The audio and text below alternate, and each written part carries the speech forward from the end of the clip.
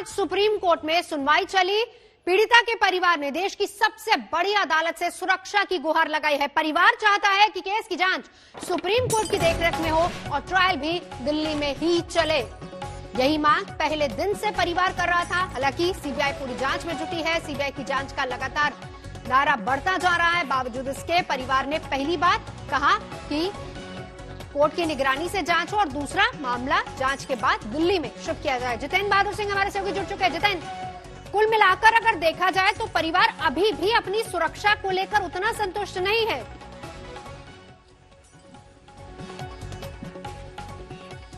देखिए, परिवार वाले लगातार इस बात को लेकर के मांग कर रहे थे कि उनकी सुरक्षा बेहतर होनी चाहिए और गांव में वो रह रहे हैं, यहां पर अलग अलग जगहों पर पंचायतें हो रही हैं। उसके बाद ये लोग लगातार इस बात को लेकर के कह रहे थे कि सुरक्षा अगर बेहतर नहीं होगी तो इनको सामने आने वाले दिनों में दिक्कत हो जाएगी। तो इस वजह से उत्तर प्रदेश के गृह विभाग ने पूरा जो हलफनामा दिया है सुप्रीम कोर्ट में, उसमें ये जानकारी दी गई है कि सुरक्षा परिवार वालों की बढ़ा दी गई है। उसमें विस्तृत जानकारी देते हुए कहा है कि सीसीटीवी कैमरे लगाए गए हैं। इसके अलावा उन्होंने बताया है कि चारों तरफ गांव में जहां से एंट्री पॉइंट होते हैं वहां पर भी सुरक्षा चाक चौबंद की गई है। जानकारी ये भी है कि घर के अंदर जो सीसीटीवी कैमरे लगाए गए हैं, जिसमें जो पूरा इलाका है घर के आसपास का, वहां पर 8 सीसीटीवी कैमरे लगाए गए हैं और उसके लिए बाकायदे कंट्रोल रूम भी बनाया गया है। तो अब परिवार वालों से जब हमारी बातचीत हुई तो सुरक्षा को लेकर के अभी वो ये कह रहे हैं कि उनको जो आने वाले दिनों में जो उत्तर प्रदेश पुलिस ने सुरक्षा दी है उससे उनको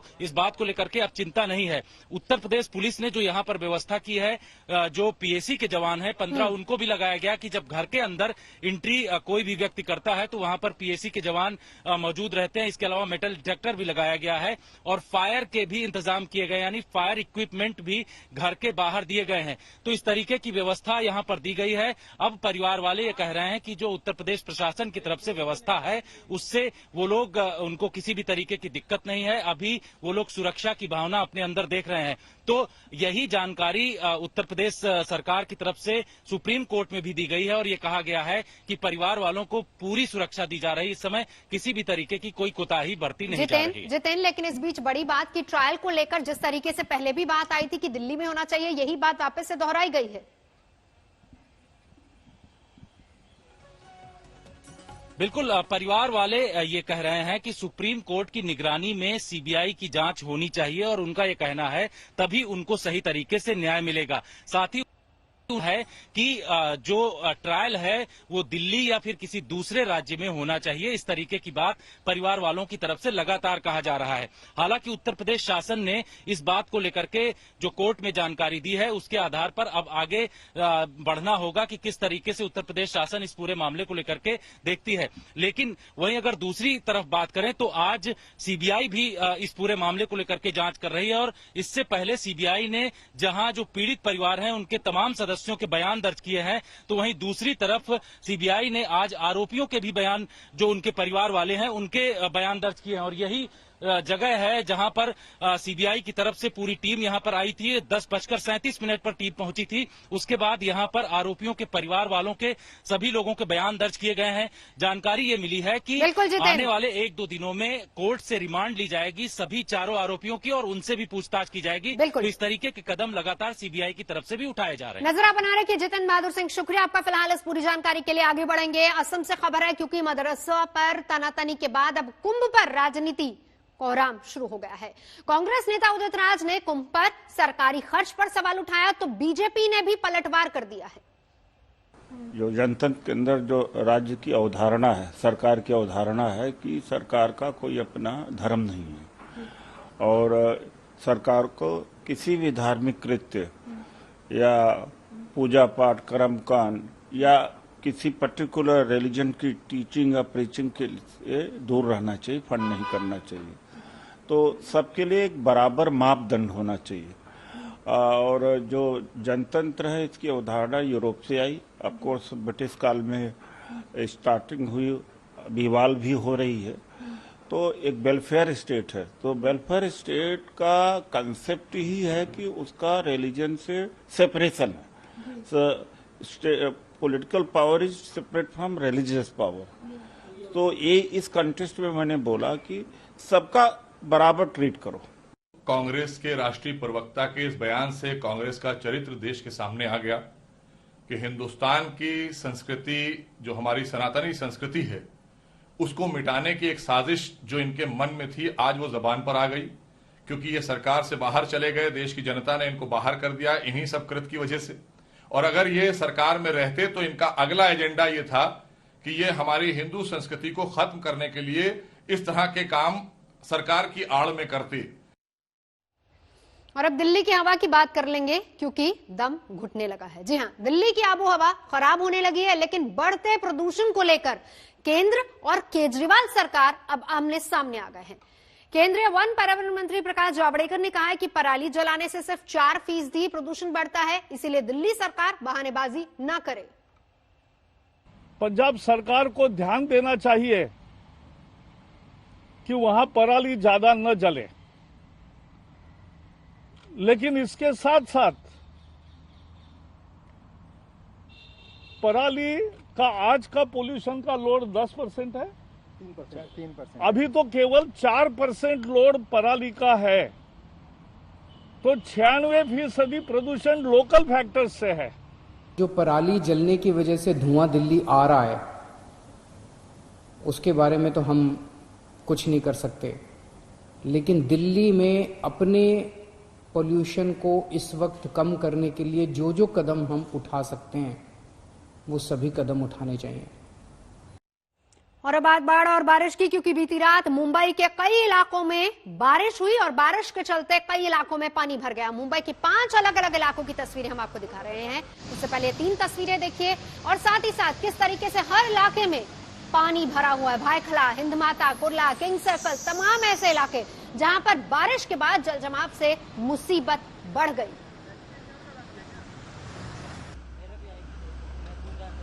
तीन शहर, 3 तस्वीरें, तीनों तस्वीरें लगभग एक जैसी। हर जगह पानी भरा हुआ है। पुणे डूबा है, हैदराबाद डूबा है, मुंबई डूबी है। देखिए हालात कैसे हैं। बारिश के बाद सिविक एजेंसियों की पोल खोलती ये तस्वीरें, और मुंबई की तस्वीर, पुणे की तस्वीर, और एक तस्वीर वो भी जहां पर बहते शख्स को निकालने के लिए जेसीबी की मदद ली गई। तस्वीरें देखिए किस तरीके से बहते पानी में गाड़ियां बहती जा रही हैं, जगह जगह पर जल जमाव। ये डरावनी तस्वीर पुणे की, जहां जेसीबी की मदद से रेस्क्यू किया जा रहा है। ये पुणे की तस्वीर है, महाराष्ट्र का पुणे का इलाका, जहां पर पानी इतना ज्यादा बढ़ गया कि जेसीबी को वहां पर लगाया गया रेस्क्यू के लिए। और दूसरी तरफ ये भी तस्वीर देख लीजिए, जहां पर पानी के बीच गाड़ी बहती हुई नजर आ रही है।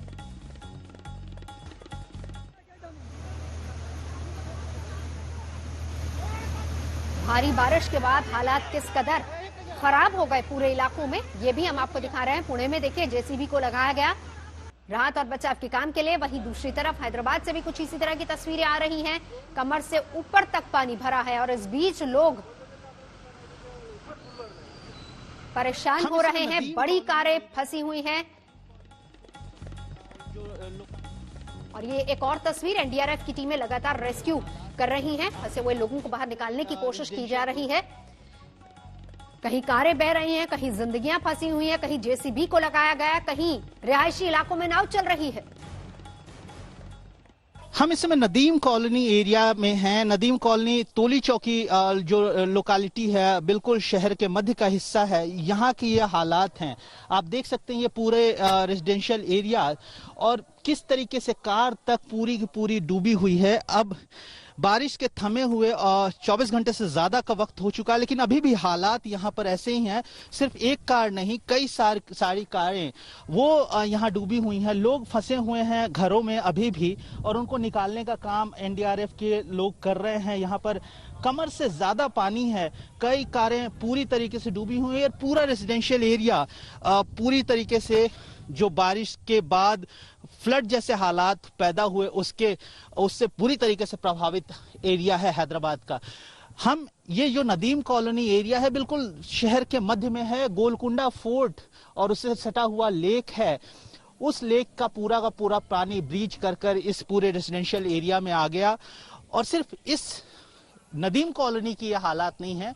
चंद्रायन गुट्टा असेंबली कॉन्स्टिट्यूएंसीज के कई सारे रेजिडेंशियल एरियाज वो फ्लडेड हैं। उपल जो असेंबली कॉन्स्टिट्यूएंसी है उसके एरियाज फ्लडेड हैं।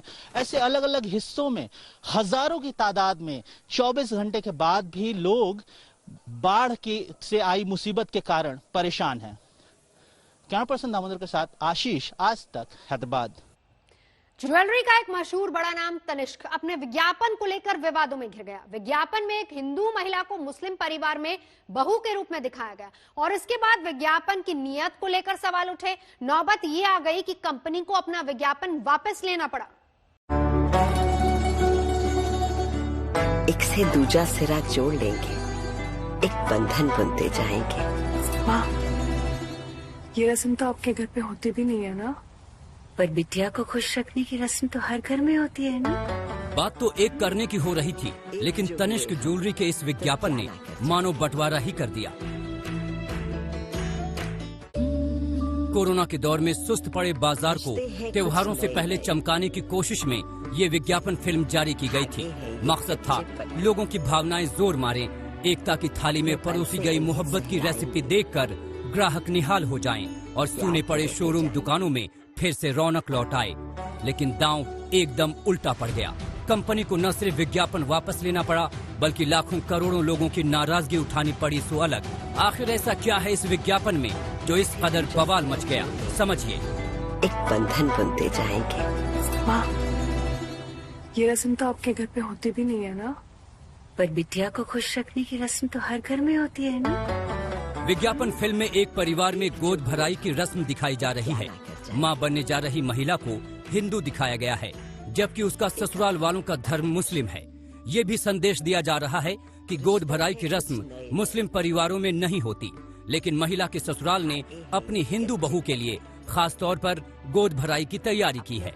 एक हिंदू महिला मुस्लिम परिवार की बहू बने और देश की एक नामी गिरामी बिजनेस हाउस इसे बढ़ावा दे, ये बात कई लोगों को बेहद नागवार गुजरी। लिहाजा सबसे पहले सोशल मीडिया पर हंगामा शुरू हुआ। तनिष्क के बहिष्कार की मुहिम चला दी गई। कई बड़े नाम भी इस मुहिम में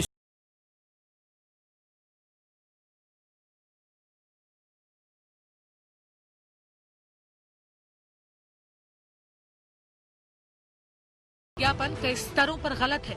परिवार के साथ रहने वाली हिंदू बहू को स्वीकृति तभी मिलती है जब उसके पेट में उनका वारिस आ जाता है। तो क्या वो सिर्फ बच्चे पैदा करने की मशीन है?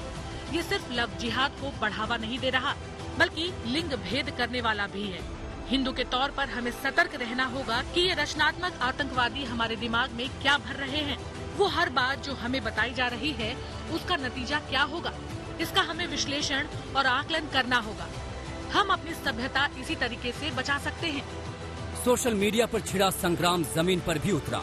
गुजरात के कच्छ में बीजेपी नेता के साथ कुछ लोग कंपनी के शोरूम पर पहुंच गए और विज्ञापन को लेकर विरोध जताया।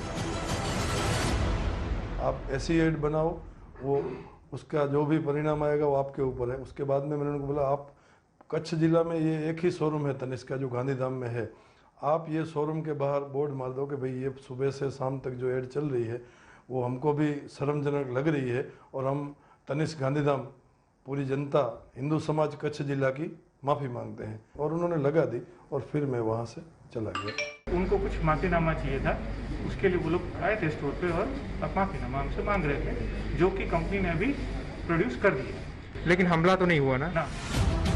बहरहाल हंगामा और बढ़ता इससे पहले ही ज्वेलरी कंपनी ने सभी टीवी चैनलों और सोशल मीडिया प्लेटफॉर्म से विज्ञापन वापस ले लिया। इसके साथ देश के नाम एक सार्वजनिक माफीनामा भी जारी कर दिया। इसमें कहा गया है कि हमारे विज्ञापन अभियान का मकसद ये था कि ऐसे मुश्किल दौर में लोग एक दूसरे के साथ आएं और इसी एकता के भाव की खूबसूरती का जश्न मनाया जाए। लेकिन लोगों की प्रतिक्रिया मकसद से एकदम उलट और बेहद तल्ख रही। अनजाने में लोगों की भावनाओं को ठेस पहुंचाने को लेकर हम दुखी हैं। इसलिए अपने कर्मचारियों और शोरूम स्टाफ की भलाई के लिए हम ये विज्ञापन वापस ले रहे हैं। अब इसे ज्वेलरी कंपनी की बदकिस्मती कहें या कुछ और, पहले तो विज्ञापन चलाने पर बवाल भड़का और अब विज्ञापन वापस लेने पर भी बात खत्म नहीं हो रही। विपक्षी नेता ये कहकर सरकार को निशाना बनाने में जुट गए हैं कि तनिष्क का पीछे हटने का फैसला देश के हालात का आईना है। तनिष्क विज्ञापन विवाद का ये दुखद अंत है। तनिष्क का आत्मसमर्पण बताता है कि देश में कुछ लोगों ने कितना ज्यादा खौफ का माहौल बना दिया है। मैं जिस देश में पला बढ़ा अब उसे पहचान पाना मुश्किल है। कभी सोचा भी नहीं था कि ऐसा दिन आएगा जब सांप्रदायिक नफरत फैलाना सामान्य बात हो जाएगी। हालांकि बीजेपी और उसके सहयोगी इस विवाद से सीधे तौर पर किनारा कर रहे हैं। संघ का कहना है कि ये सिर्फ एक कंपनी के कारोबारी हितों से जुड़ा मामला है, लिहाजा फैसला भी उसका अपना है। तनिष्क एक बिजनेस फर्म है। उनको लगा कि बिजनेस फर्म के इस विज्ञापन से उनके बिजनेस को लॉस हो सकता है, इसलिए उन्होंने उसको विड्रॉ कर लिया। उधर सोशल मीडिया पर बहिष्कार की मुहिम भले ही थोड़ी धीमी पड़ गई हो, लेकिन ठंडी नहीं हुई है। हालांकि कंपनी के पक्ष में भी कई लोग उतर आए हैं और ऊंचे दामों का हवाला देकर विरोधियों पर तंज कस रहे हैं कि बहिष्कार तब करना जब खरीदने की हैसियत हो। एक से दूजा सिरा जोड़ लेंगे। कच्छ से कौशिक कंटेछा के साथ आज तक ब्यूरो। माँ, ये रस्म तो आपके घर पे होती भी नहीं है ना? पर बिटिया को खुश रखने की रस्म तो हर घर में होती है ना।